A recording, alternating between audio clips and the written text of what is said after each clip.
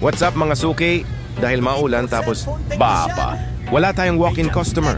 Wala tayong magawa ngayon dahil baha dito. Dahil sa bagyot, habagat. Kaya ito muna, share natin mga gamit natin. Sa pag-repair, marami pa tayong hindi pa nabili ng mga gamit dahil wala pang pambili. Pero ito ang mga ibang gamit na kailangan ng mga bagong technician. Pakonti-konti lang at makukuha rin natin ang mga kailangan natin. So karamihan, dito ay basic tools para makapagsimula kang magkumpuni ng gadgets. Hindi man branded, importante magagamit at mapapakinabangan sa pagkumpuni ng gadget.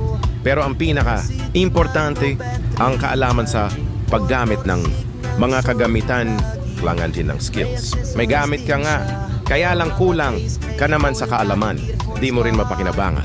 Kaya pag pinasok mo ang pagkukumpuni ng mga gadget o ano pa mang larangan ng paggawa, ay hindi ka dapat tumigil sa paghahanap o pagsasaliksik ng kaalaman yan.